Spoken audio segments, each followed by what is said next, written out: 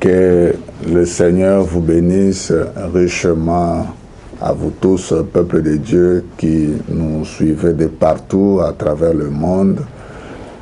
Nous voici encore là, très heureux pour vous, comme nous ne cessons d'être à votre service pour vous apporter le petit don que nous avons par la grâce de Dieu.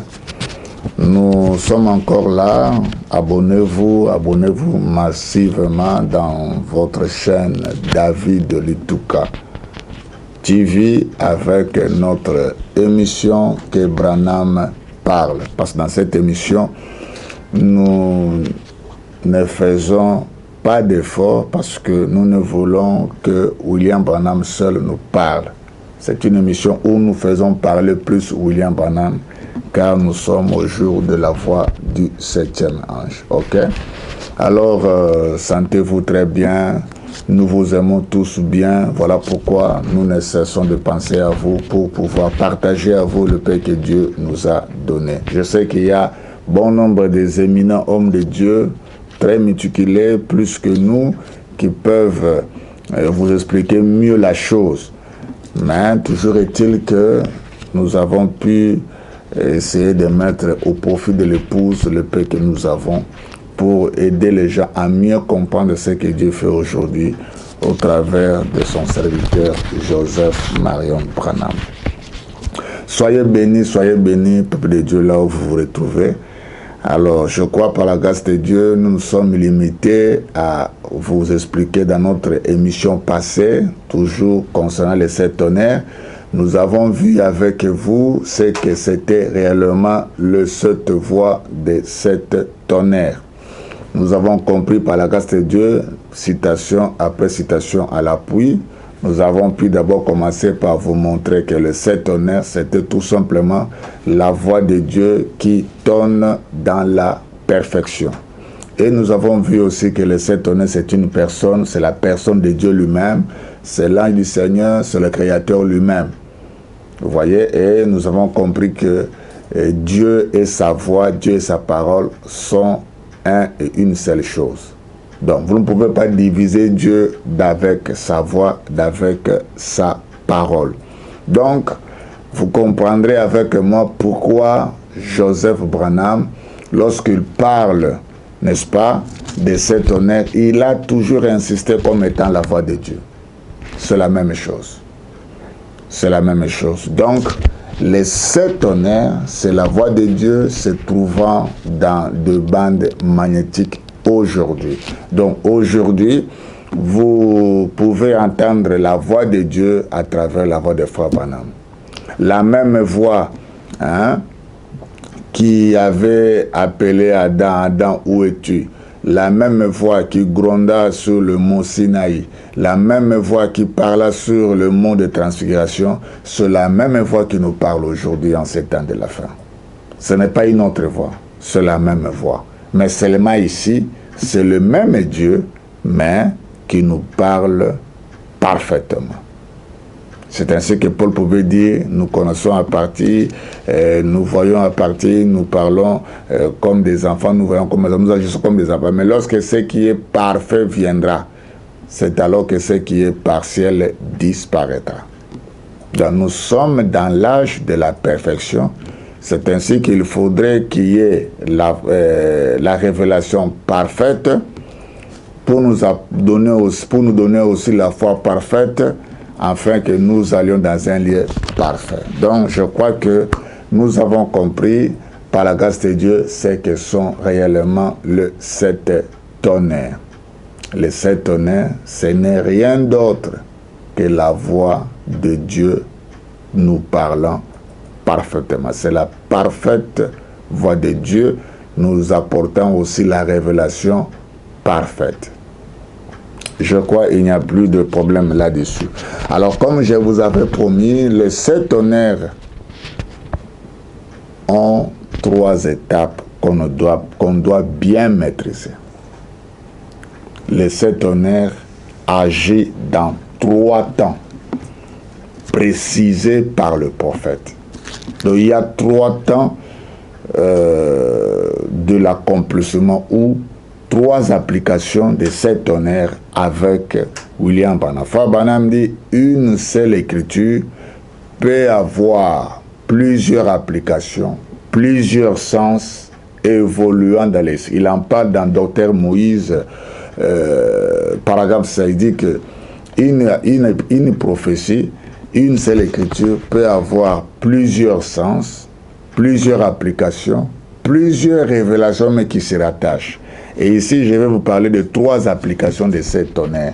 Vous allez voir, ce n'est pas moi qui dois démontrer l'application, là, c'est William Branham. Prenez par exemple, quand Frère Branham explique Matthieu 2, il montre que l'écriture dans Osée, je crois 11, qui annonçait que j'ai tiré mon fils hors d'Égypte, dans Matthieu 2, c'était une écriture qui s'était déjà bel et bien accomplie avec Israël. Israël en tant que fils, il est le fils de Dieu, il est le fils premier de Dieu. Nous, l'époux, nous sommes le fils cadet. Mais regardez, Israël en tant que fils aîné, lorsque Israël sortait de l'Égypte, Branham dit c'était ça aussi l'accomplissement de l'écriture là. Mais lorsque nous voyons aussi Jésus-Christ, le fils de l'homme, ses parents, alors qu'il était encore bébé, vont l'amener là-bas pour que plus tard il puisse retourner ici en Palestine. La Bible dit que c'était aussi l'accomplissement de l'écriture qui dit j'ai tiré mon fils hors d'Égypte. Ça, c'était l'application avec Jésus-Christ. Vous voyez, une seule et même écriture qui s'était accomplie avec les fils de Dieu comme tout un peuple, et une seule écriture va s'accomplir avec un individu, le Seigneur Jésus-Christ, comme étant toujours le Fils de Dieu. Et Branham dit, vous voyez, une seule écriture peut avoir plusieurs applications. Mais le problème est ici que ce n'est pas à toi de monter l'application. Il faut que vous soyez prophète.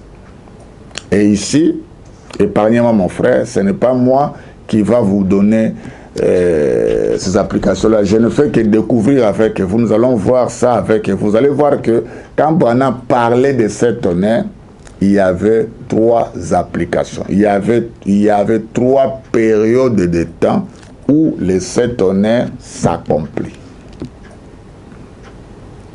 Nous allons voir ça. C'est dans la Bible. Je prends d'abord la Bible, je vous fais voir ça et après nous allons dans les citations du prophète. Alors, lisons d'abord avec moi la Bible, c'est ça qui va nous aider à situer la chose. Quand nous prenons Apocalypse 10, suivez très très attentivement. Je suis au verset 1er, je vis un autre ange puissant qui descendait du ciel, enveloppé d'une nuée. Au-dessus de sa tête était l'arc-en-ciel. Et son visage était comme le soleil, et ses pieds comme des colonnes de feu. Il tenait dans sa main un petit livre ouvert. Il posa son pied droit sur la mer et son pied gauche sur la terre. Écoutez. Et il cria d'une voix forte, comme rugit un lion. Point. Quand il cria, les 7 tonnerres firent entendre leur voix. Ça, c'est la vision. Donc, la première application sur les 7 tonnerres, nous sommes encore ici. J'aimerais que vous voyez ça avec moi, parce que le prophète va expliquer tout ça. La première application de 7 tonnerres, c'est la vision. Dans la vision, qu'est-ce que Jean voit? Soulignez ça, mes bien-aimés. Dans la vision, Jean nous relate que les 7 tonnerres ne pouvaient pas, ou les 7 tonnerres ont pu faire entendre leur voix qu'après que l'ange puissant ait crié. Aussi longtemps que l'ange puissant n'avait pas pu crier, les 7 tonnerres non plus ne pouvaient pas nous faire entendre leur voix. je pense, nous nous sommes bien attendus. Donc, la première application, ou la première étape sous les 7 tonnerres, c'est la vision sur la descente de l'ange puissant qui vient crier d'une voix forte, rugir comme un lion pour permettre aux 7 tonnerres de nous faire entendre leur voix. Notez ça. Je continue. Et quand les 7 tonnerres eurent fait entendre leur voix, j'allais écrire. Et j'entendis du ciel une voix qui disait, celle c'est conduit les 7 tonnerres et ne l'écrit pas. Celle c'est conduit les 7 tonnerres et ne l'écrit pas. Vous voyez? Jean avait entendu. Dans la vision, il attend les 7 tonnerres qui font entendre leur voix. Mais il voit une voix qui vient du ciel. Pourquoi on précise la voix vient du ciel? Parce que les tonnerres n'avaient pas fait entendre leur voix depuis le ciel, a dit Frère Branham. On n'a pas dit les 7 tonnerres firent entendre leur voix depuis le ciel, non. On dit seulement, et quand les 7 tonnerres eurent fait entendre leur voix, j'allais écrire, et j'entendis du ciel. Quand on dit, et j'entendis du ciel, Frère Branham dit, c'est en comparaison avec les 7 tonnerres. Quand on précise, j'ai entendu du ciel, c'est que les 7 tonnerres n'ont pas fait entendre leur voix depuis le ciel. Et Branham dit, les 7 tonnerres nous ont fait entendre leur voix depuis la terre, parce que l'Écriture précise. Celle qu'on dit les 7 tonnerres et ne l'écrit pas. Vous voyez? Maintenant, Jean voulait écrire. La voix lui a dit, celle ça, ne l'écrit pas ça. Jean n'a pas écrit, mais il a scellé. Et Frère Branham dit, une fois scellé, ça devient des sceaux. Ça devient 7 sceaux. Et comme ça devient 7 sceaux, il faudrait maintenant qu'il y ait quelqu'un pour venir nous déceler ces choses-là, pour venir nous donner ce qui était contenu. Il faudrait un certain temps pour pouvoir maintenant nous dévoiler ce qui était caché. En nous décelant, en brisant les sceaux, c'est juste pour nous révéler les contenus de ces 7 sceaux-là. C'est ainsi qu'on nous montre que au jour de la voix du 7e ange, ce qui était scellé là, une fois décelé, ça va nous révéler ce qui était à l'intérieur. Qu'est-ce qui était dedans? Les 7 tonnerres. Donc, l'ouverture des sceaux, c'est fait par le 7e ange. Et c'est ça, la révélation des 7 tonnerres. Donc, ne l'oublions pas. Ne confondons pas le grondement des tonnerres après la descente de l'ange puissant avec les brisements des sceaux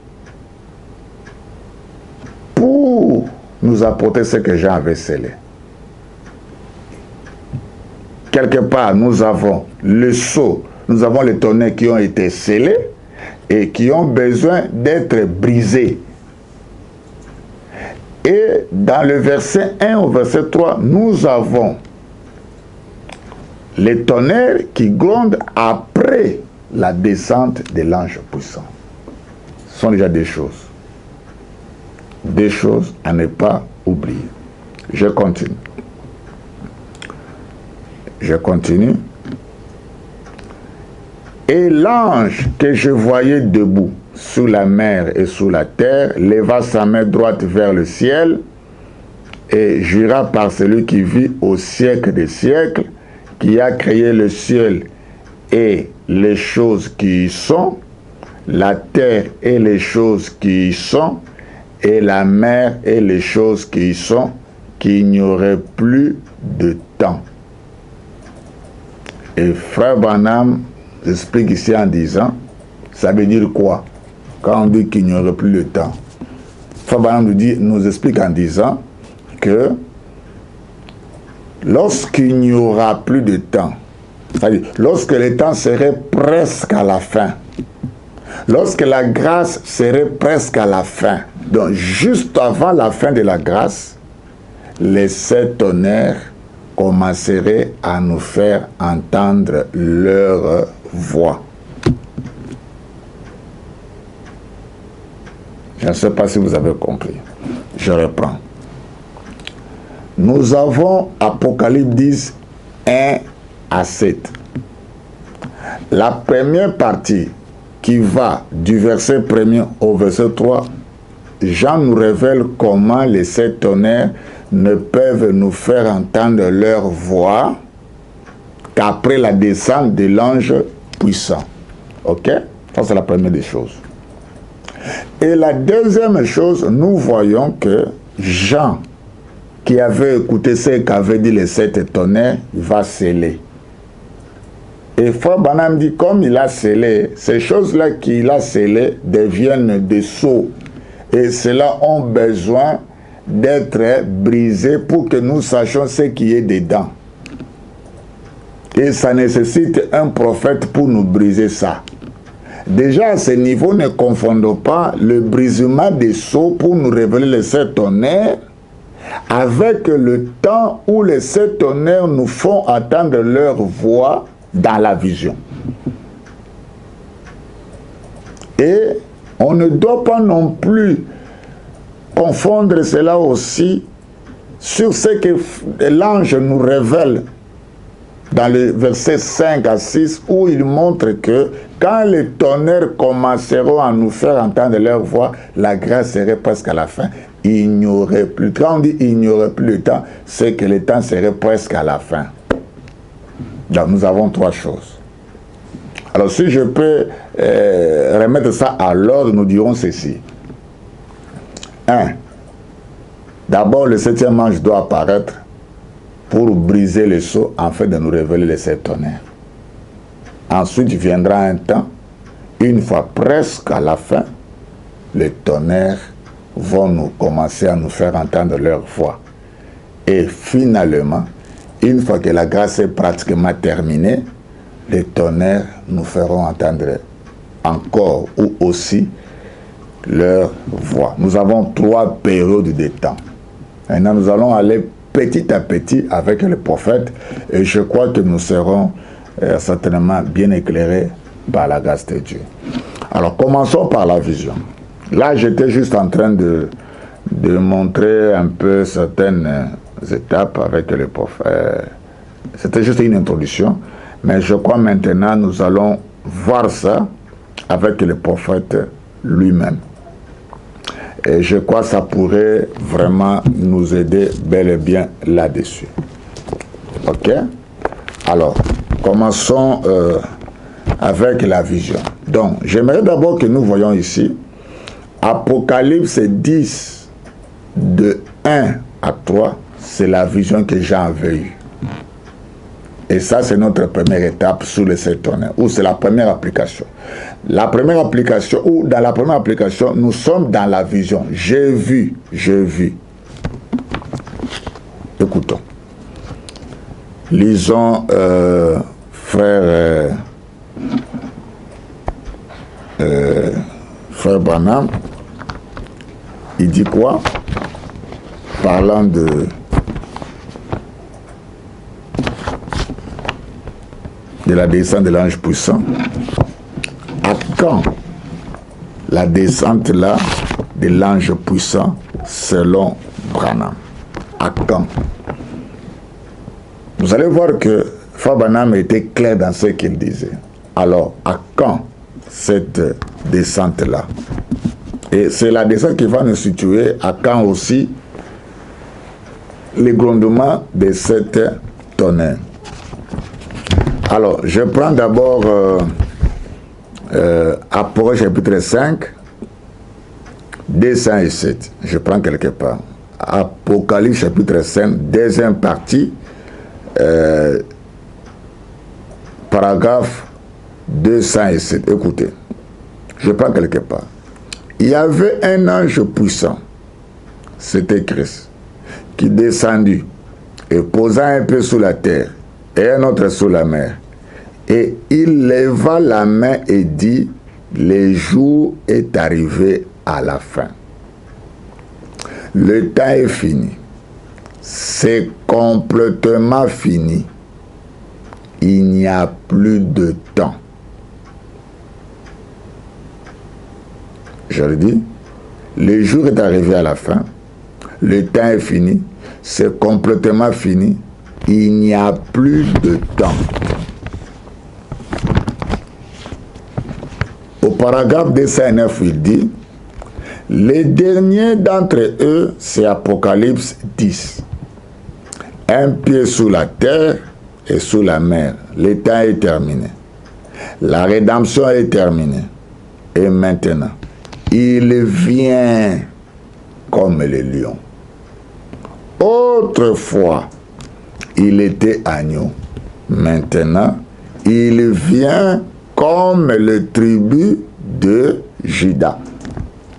Quand vous voyez l'ange puissant descendre là, il vient comme le lion. Proverbe dit, autrefois il était agneau. Ici, la grâce est terminée. Donc quand l'ange puissant descend là, selon Frère Branham, la grâce est terminée. C'est pourquoi il dit ici, c'est complètement fini. Il n'y a plus de temps. Donc quand vous voyez l'ange puissant qui descendre là, il n'y a plus de temps, la grâce est terminée.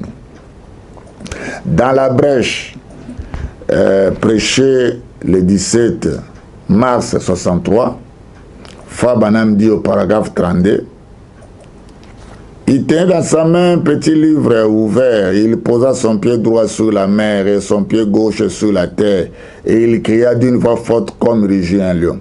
Nous savons qu'il est le lion de la tribu de Juda. Là, il est l'agneau, mais ici, il est le lion. Voyez. Et dès qu'il devient le lion, il devient le juge. Quand vous voyez l'ange puissant descendre, il descend en tant que lion, en tant que juge. Il n'est plus l'agneau, il n'est plus le sacrificateur. La grâce a déjà pris fin. La grâce a déjà pris fin. Troisième citation. Je suis dans les instructions de Gabriel à Daniel. Je suis dans les instructions de Gabriel à Daniel, prêché le 30 juillet 61, paragraphe 63. Écoutons Frère Branham.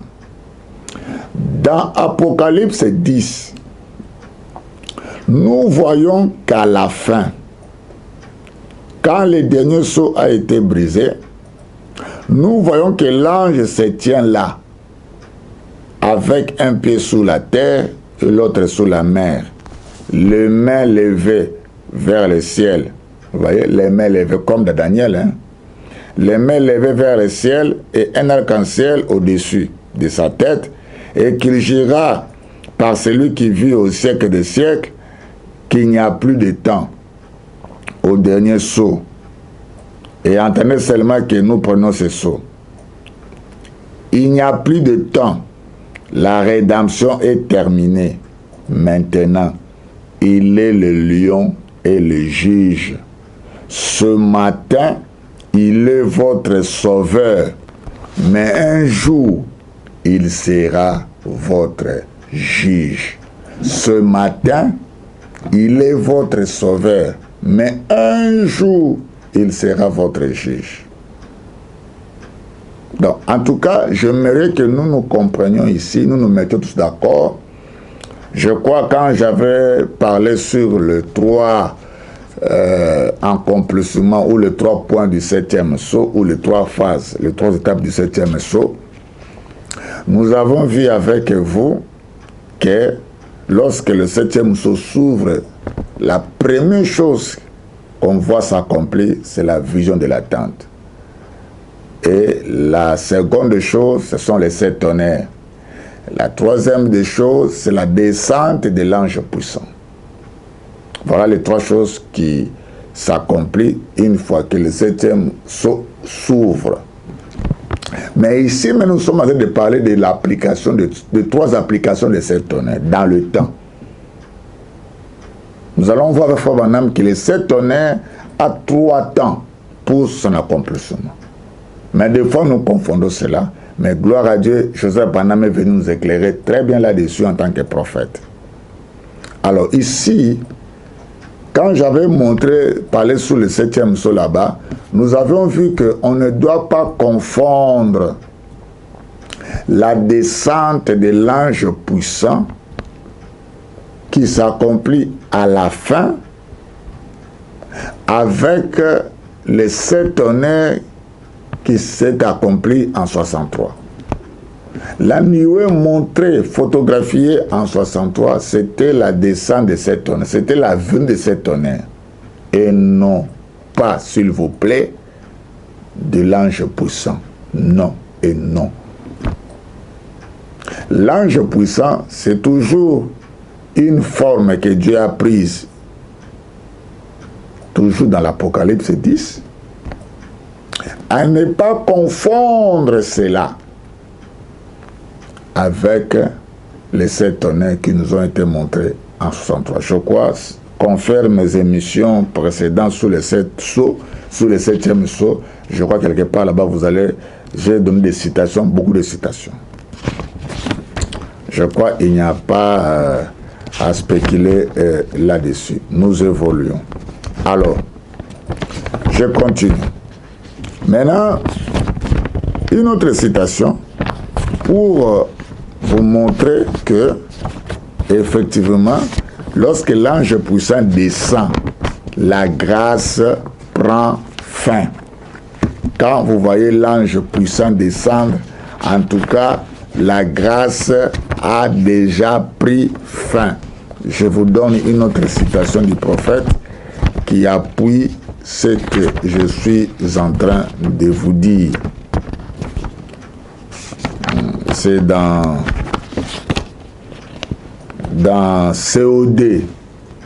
COD tome 2, question-réponse du 27 mai 62.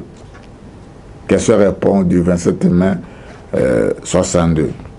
Je lis au paragraphe 244 et je vais jusqu'au paragraphe 245. Écoutez, Branham faisait la prière. Ô Dieu, que ton peuple prenne conscience que bientôt l'ange posera les pieds sur la terre et sur la mer, lèvera ses mains et dira, il n'y aura plus de temps. Alors, oh, que de pleurs et de gémissements, lorsque les perdus recevront leur sentence, ils crieront aux rochers et aux montagnes, ils prieront, mais la prière est venue trop tard. 245. C'est maintenant le jour du salut.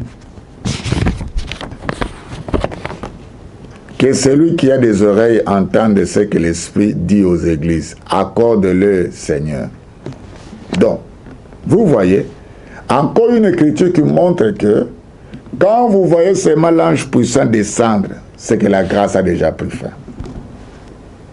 Quand vous voyez seulement l'ange puissant descendre, comprenez que la grâce a pris bel et bien fin. Vous voyez? Donc, comprenez que la grâce a pris fin.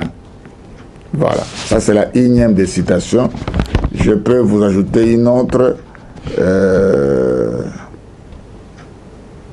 des citations.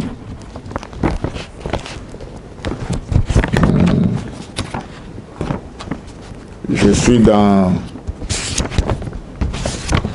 Shalom, la prédication Shalom. Ok.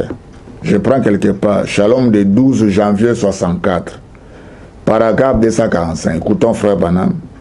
Je suis la résurrection et la vie. Je les ressusciterai de nouveau. Et lorsque le grand chef d'orchestre descend et qu'il fait descendre ce bâton, il n'y aura plus de temps. Quand cet ange d'Apocalypse 10 met un pied sous la terre et un pied sous la mer, avec l'arc-en-ciel au-dessus de sa tête, il a juré qu'il n'y aurait plus de temps. Quand ce temps-là arrivera, vous ressusciterez d'entre les morts. Je reprends. Quand ce temps-là arrivera, vous ressusciterez d'entre les morts pendant que les autres seront couchés là. Vous vous entrerez. Vous voyez.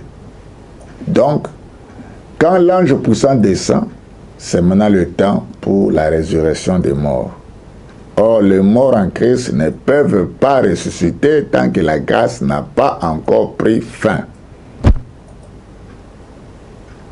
Donc, la descente de l'ange puissant, c'est pour annoncer que la grâce a pris fin. Je reprends. La descente de l'ange puissant n'est pas non plus à confondre avec les 7 tonnerres que Dieu nous a envoyés en 63. Non. La descente de l'ange puissant, c'est pour révéler au 7e ange étant sous la terre que la grâce a pris fin. C'est ainsi que vous voyez, Frère Branham dit, et le messager est sous la terre au moment de cette venue. Et cet ange puissant descend à la venue du Seigneur. Une fois que la grâce prend fin, je crois prochainement nous allons vous montrer, selon Frère Branham, cet ange puissant-là ne descend. On peut même lire ça déjà. On peut même lire ça déjà. Pour que nous situions bien les choses, parce que ça ne sert à rien de parler, il faut lire. Quand vous lisez, c'est la preuve. Il faut lire, parce que la lecture va aider les gens à ne pas spéculer. Je suis dans la brèche. Écoutez, je prends d'abord des saints aidés. La brèche entre les 7 âges de l'Église et les 7 zones. Écoutons Frère Branham. Entendez un peu qu'on en arrive à cette heure. Qu'on prenne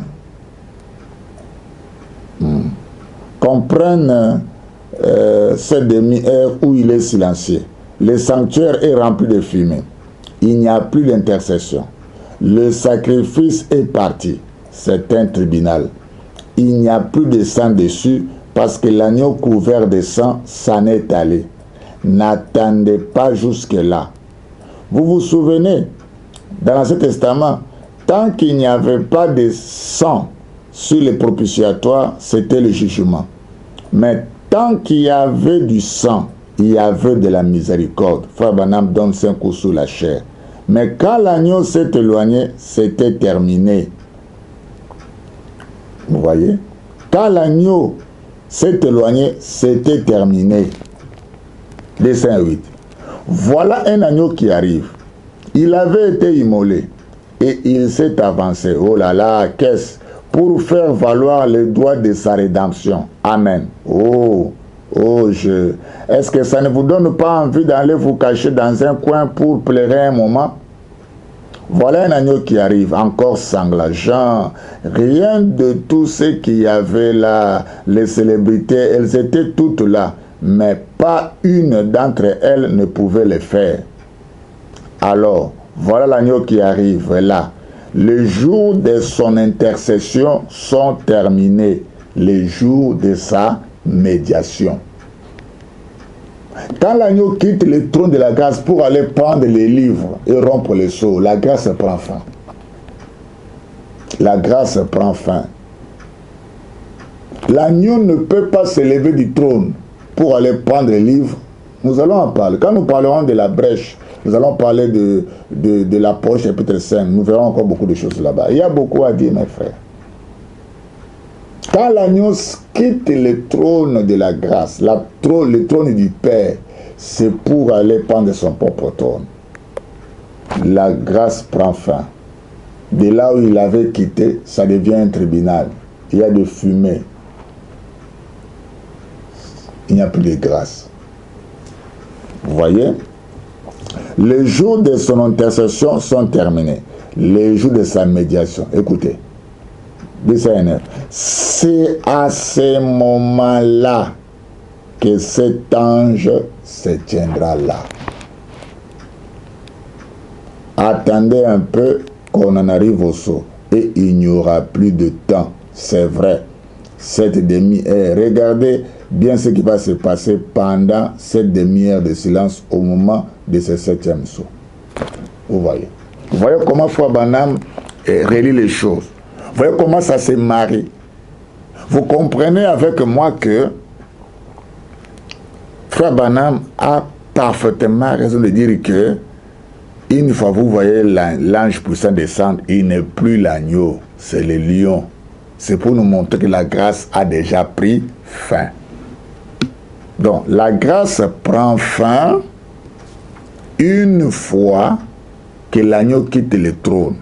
Et quand l'agneau quitte le trône, il quitte le trône, il s'avance vers celui qui détenait les livres. On lui remet les livres, c'est fini. Maintenant, pour que nous, ici, sous la terre, nous sachions que tout est terminé, la grâce a pris fin, c'est l'ange puissant qui nous apporte l'information. Et il doit trouver quelqu'un pour lui révéler cela, parce que Dieu ne fait rien s'il n'a pas encore révélé son secret à ses serviteurs les prophètes. Or, lorsqu'il descendra, Branham est mort avant la fin de la grâce. Donc c'est que Branham est mort sans voir la descente de l'ange puissant. Maintenant, lorsque cet ange-là descendra, il trouvera qui sous la terre pour lui apporter l'information. Parce que Dieu ne fait rien s'il n'a pas encore révélé son secret à ses serviteurs, le prophète. Qui serait alors ce 7e ange qui serait vivant en ce moment-là pour lui révéler la chose? Je ne suis pas dans ce sujet-là, mais je vous amène seulement à réfléchir avec moi. Donc, vous voyez que l'ange puissant, une fois qu'il descend, il doit trouver quelqu'un pour qu'au travers de ce quelqu'un-là, son peuple soit éclairé, son peuple soit révélé. Et si vous allez dans le songe de Billy Paul, vous remarquerez que dans les sons de Billy Paul, je suis dans la prédication, il y a ici un homme qui peut allumer la lumière de 63. Frère Branham nous montre là-bas, à partir du paragraphe 138 à 142, il montre comment Frère Branham entrait dans l'église avec le feu qui sortait, le feu, les yeux jaillissaient le feu. Frère Branham en entrant, il trouve les gens qui étaient assis, qui l'entendaient venir prêcher. Il entre, tout ça pour annoncer que c'est terminé. Quand Branham entre, c'était juste pour annoncer que c'est terminé, c'est fini. C'est fini. Et les gens commençaient à pleurer, les gens commençaient à réclamer, oh mon enfant, ceci, cela. Branham dit, c'est terminé. La grâce est terminée, c'est maintenant l'heure. Partons. Vous voyez? Le songe de Billy Paul nous montre que c'est quelqu'un, c'est Branham qui était entré dans la salle pour annoncer que maintenant c'est le jugement, la grâce a pris fin. Ça, c'est le songe de Billy Paul. Et Billy Paul, dans le songe, a vu Branham qui entrait, ses yeux jaillissaient le feu, ses yeux étaient en feu. Exactement comme cet homme-là que nous voyons marcher au milieu de 7 chandeliers d'or. Ne l'oublions pas. Dans Apocalypse, chapitre 1er, Frère Branham nous révèle que c'était au jour du Seigneur. Et Branham me dit, c'est au jour de sa venue, le jour du jugement. Et n'oubliez pas, c'était sous la terre. La vision que Jean a eue là-bas dans Apocalypse, chapitre 1er, on était encore sous la terre. C'est-à-dire, Jean, après que cet homme-là doit marcher, quittant l'âge d'Éphèse, Smyrne, Pergame, marcha au milieu de 7 chandeliers d'or jusqu'à être jeté dehors par l'âge de la Odyssée, Frère Branham dit, Jean va le voir au jour du Seigneur. et c'était sous la terre. Jean ne le voit pas au 7e âge. Jean ne le voit pas dans l'âge de l'épouse. Jean le voit au jour du Seigneur, s'il vous plaît. Et il était sous la terre. Maintenant, remarquez, dans les songes de Billy Paul, les mêmes hommes que Jean avait vus là-bas, Fabanam dit que c'est les mêmes anges qui descendent à Apocalypse 10. Les mêmes anges là, les mêmes dieux. C'est les mêmes anges qui descendent à l'Apocalypse 10. Mais remarquez dans les songes, nous voyons, au lieu que ce soit l'ange puissant ou que ce soit cet ange-là avec des yeux en feu, maintenant Billy Paul voit son père. Mais c'est clair, ça montre que cet ange-là, quand il descend, il loin Branham. Quand il descend, il s'incarne dans le 7e ange. Et c'est en son tour de pouvoir maintenant annoncer que la grâce a pris fin. Et dans le songe de Billy Paul, nous voyons Branham entrer et annoncer que la grâce a pris fin. Et frère Branham me dit, mais d'ici réclamer Sarah. L'autre là-bas, je vais aller prendre l'eau ici. Branham dit, ce n'est plus le temps pour ça. Quand l'ange puissant descend, la grâce prend fin. Et Branham dit, ce songe ici que Billy Paul a fait, ce n'est pas pour aujourd'hui, c'est pour le futur. Mais Branham est mort sans pour autant expérimenter son accomplissement. Qui, à la place de frère Branham, accomplit cela? C'est à vous de voir, c'est à vous de répondre. Nous continuons. Donc, vous voyez avec moi que la descente de l'ange puissant, c'est pour nous révéler que la grâce a pris fin. Donc, j'aimerais que nous nous comprenions très bien. Ne confondons plus la descente de l'ange puissant avec celle de cette tonnerre qui eut lieu en 63. Ok? Merci. Maintenant, remarquons ici, comme je vous avais dit, que la descente de l'ange puissant, c'est pour nous signifier que la grâce a pris fin. Mais remarquez, dit la Bible, l'ange puissant descend, il pose un pied sous la terre, l'autre sur la mer, rugit d'une voix forte comme rugit un lion. Ce n'est qu'après avoir rugi d'une voix forte comme rugit un lion, que les 7 tonnerres firent entendre leur voix. Qu'est-ce que nous comprenons par ici? Nous comprenons par ici que il y a une étape, il y a une application de cette voix de 7 tonnerres lorsque la grâce prend fin.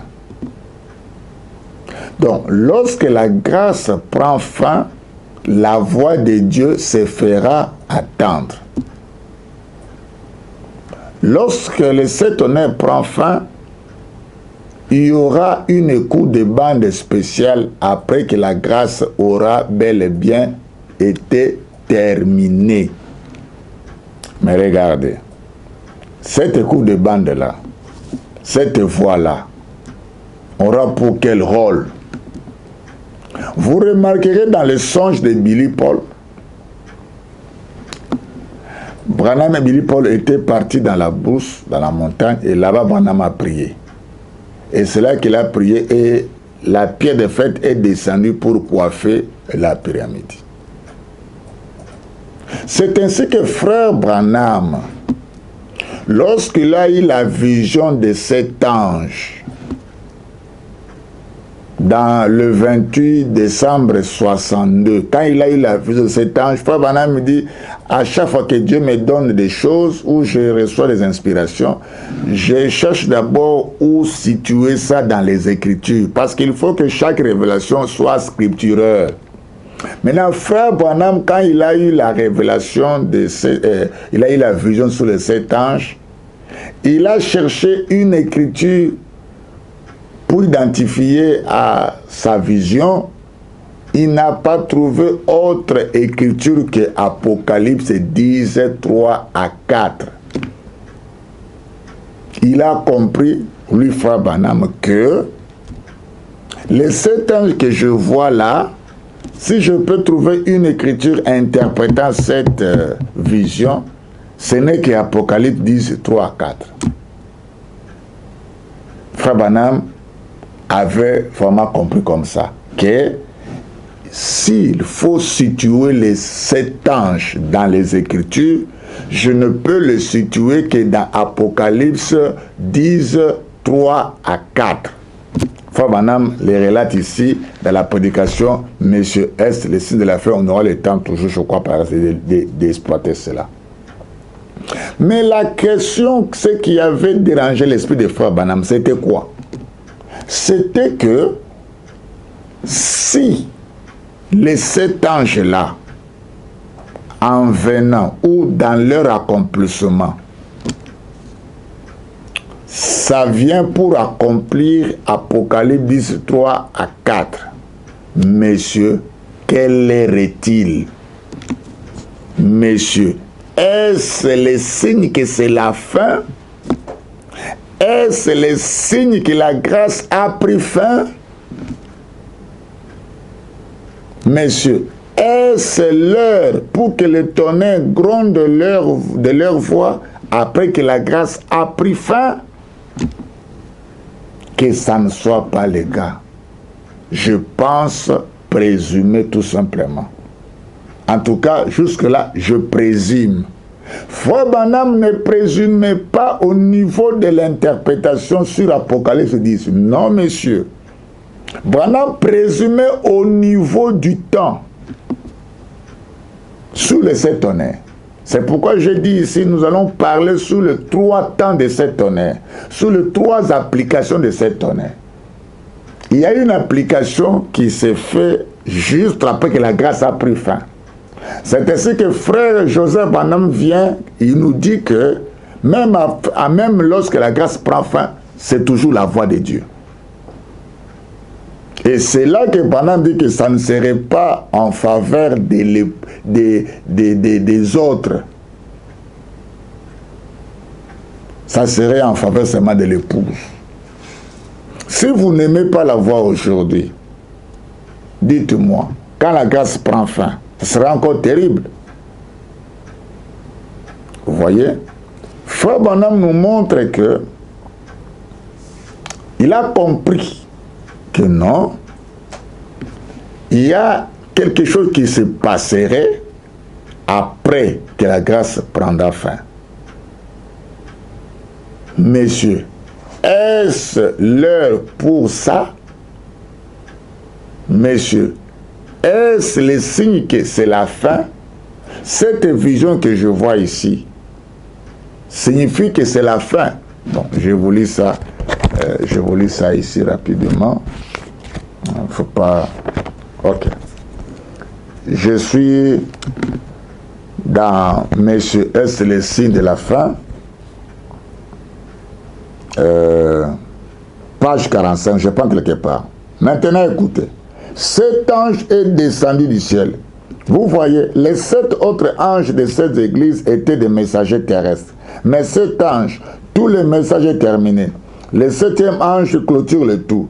Cet ange vient non pas vers la terre, il n'est pas un homme de la terre comme les autres, comme le messager aux âges de l'église. Ça, c'est terminé. Mais cet ange apporte la vie suivante. Et ange veut dire messager. Et il descend du ciel, enveloppé de cette colonne de lumière, de cette nuée, avec un arc-en-ciel au-dessus de sa tête. Et un arc-en-ciel est une alliance. C'était Christ avec un peu sous la terre et un sous la mer. Et il jura qu'il n'y aurait plus de temps. Messieurs, où en sommes-nous? Que veut dire tout ceci? C'est à vous que je pose la question. Vous voyez comment Branham comprenait les choses. Les autres anges étaient des messagers, des hommes de la terre. Mais cet ange, il est dit à l'ange de l'église de Laodicée, à l'ange de l'église d'Éphèse, des messagers de la terre. Voyez-vous, des hommes, des messagers, des prophètes, etc., etc., envoyés à l'église. Mais celui-ci n'est pas venu de la terre, il est venu du ciel, parce que le mystère est entièrement terminé. Et quand le mystère fut terminé, il n'y aura plus de temps, et les 7 tonnerres firent entendre leur voix. Je reprends. Et quand le mystère fut terminé, l'ange dit, il n'y aura plus de temps. Et les 7 tonnerres firent entendre leur voix. Écoutez maintenant. Et si c'était quelque chose nous permettant de savoir comment entrer dans la foi de l'enlèvement, et c'est cela, allons-nous courir et sauter par-dessus les murs? Quelque chose est-il sur le point d'arriver qui fera que ces vieux corps défigurés et sans valeur seront changés? Puis-je vivre pour voir cela? Ô Seigneur, est-ce si proche que je le verrai? Est-ce cette génération? Messieurs, mes frères, quelle heure est-il? Où en sommes-nous? En bas, il dit, cela peut être plus proche que vous ne le pensez. Cela m'a fait peur. Oh, je n'ai pas fait assez. Où en sommes-nous? Il n'y aura plus de temps. Il annonce que le temps est terminé. Qu'arrive-t-il? Qu'arrive-t-il? Pourrait-il être ainsi, mes frères? Réfléchissez sérieusement. Si c'est le cas, alors la pyramide est coiffée par les 7 tonnerres. Alors, si tel est le cas, la pyramide est coiffée par les 7 tonnerres. Vous voyez. Je prends encore dans le paragraphe 48. 48.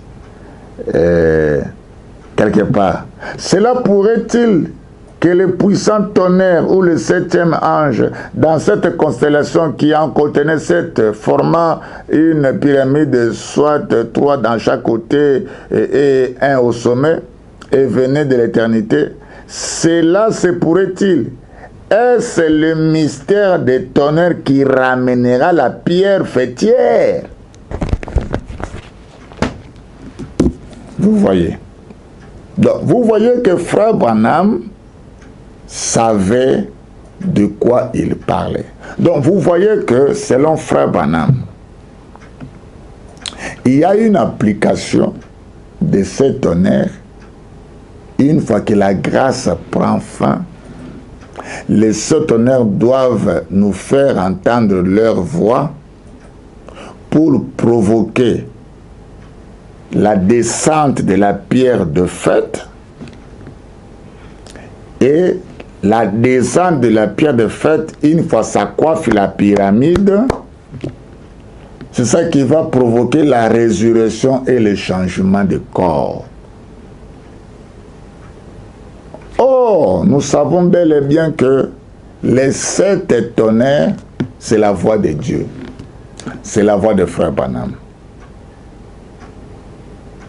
Donc, ne confondons pas les 7 tonnerres qui nous font entendre leur voix après la descente de l'ange puissant et les 7 tonnerres qui nous font entendre leur voix avant la descente de l'ange puissant. À chaque étape de grondement de 7 tonnerres, cela a une conséquence bien précise. Quand les 7 tonnerres nous font entendre leur voix après la descente de l'ange puissant, c'est pour faire descendre la pierre de fête et que cette pierre de fête puisse provoquer la résurrection des morts ainsi que le changement de nos corps. C'est ainsi que Frère Branham se pose des questions ici et il va avoir la réponse plus tard pour penser que c'est bel et bien comme ça. Il dit, et si c'était quelque chose nous permettant de savoir comment entrer dans la foi de l'enlèvement, est-ce cela? Allons-nous courir et sauter par-dessus les murs? Quelque chose est sur le point d'arriver qui fera que ces vieux corps défigurés et sans valeur seront changés. Puis-je vivre pour voir cela, ô Seigneur? Est-ce si proche que je le verrai? Est-ce cette génération? Messieurs, mes frères, quelle heure est-il? Où en sommes-nous? Frère Branham, à ce niveau-ci, il est présumé. Mais il va préciser la chose dans les premiers sauts que c'était bel et bien ce qui va se passer une fois que la grâce prend fin. Le 7 honneurs qui nous font entendre leur voix une fois que la grâce prend fin, c'est pour nous donner la foi parfaite qui nous change le corps. Lisons maintenant frère Branham. Lisons frère Branham dans les premiers sauts, comment il précise ça. Premier saut, Branham précise ça. Voilà. Et puis, il va y avoir 7 honneurs mystérieux qui ne sont même pas écrits du tout, c'est vrai. Et je crois que par ces 7 honneurs, ils seront révélés dans les derniers jours afin de rassembler l'épouse pour la foi de l'enlèvement. En effet, avec ce que nous avons en ce moment, nous ne serions pas capables d'y arriver. Il y a quelque chose. Nous devons aller plus loin. C'est tout juste si nous avons assez de foi pour la guérison divine. Nous devons avoir assez de foi pour être changés en un instant et pour être enlevés de cette terre.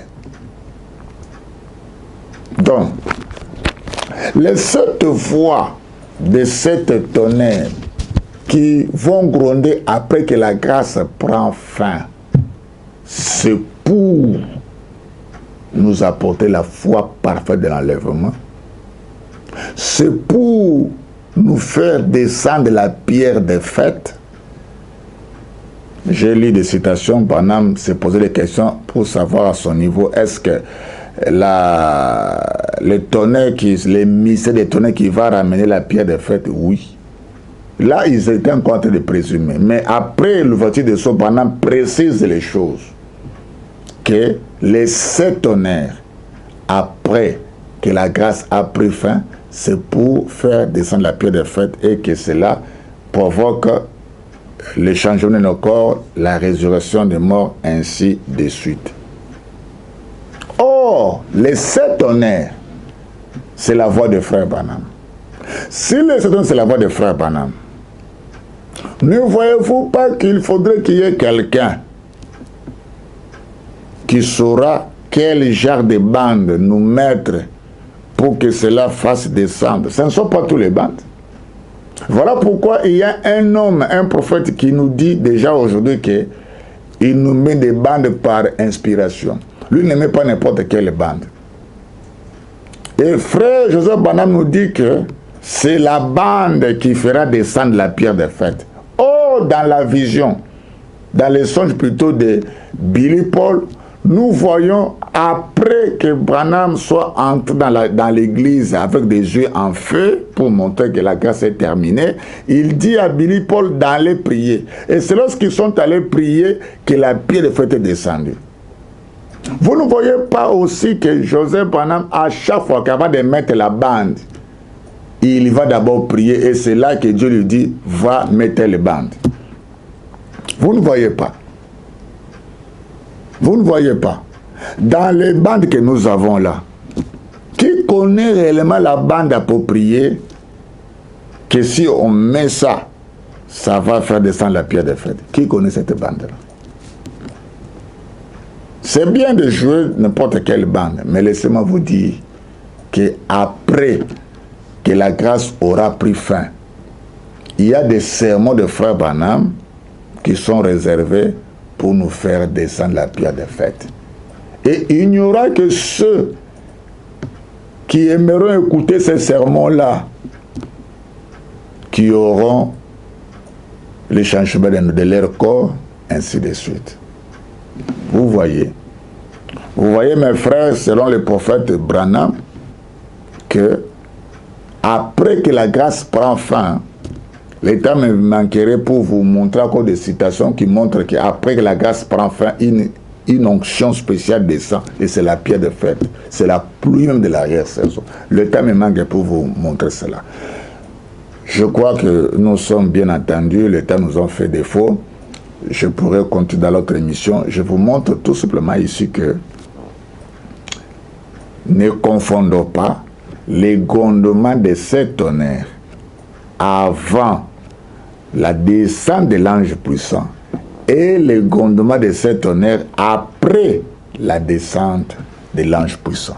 Quand les tonnerres grondent après la descente de l'ange puissant, c'est juste pour faire descendre la pierre de fête afin que celle-ci puisse nous provoquer la résurrection et le changement de nos corps, ainsi de suite, toutes choses qui seront liées à cet événement-là après que la grâce aura pris fin, c'est-à-dire après que les derniers élus prennent fin, entrent dans le corps. Donc, quand la grâce prend fin, les pots de nations sont terminés, nous aurons besoin qu'un prophète puisse nous apporter les bandes spéciales, les bandes appropriées que connaît Dieu lui-même, qui va nous faire descendre le Saint-Esprit dans sa totalité, la pierre de fête, pour que nous recevons la grâce du départ. Je crois ça c'était juste la première partie, la première application de cette tonnerre. Et si vous aviez des questions, vous vous posiez, mais comment si l'ange puissant descend, les tonnerres, tout ça? Oui, il y a une application de ces tonnerres après la descente de l'ange puissant, qui n'est pas non plus à confondre avec ce qui s'accomplit avant la descente de l'ange puissant.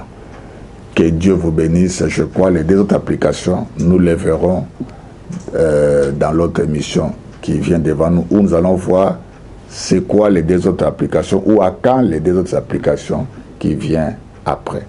Que Dieu vous bénisse.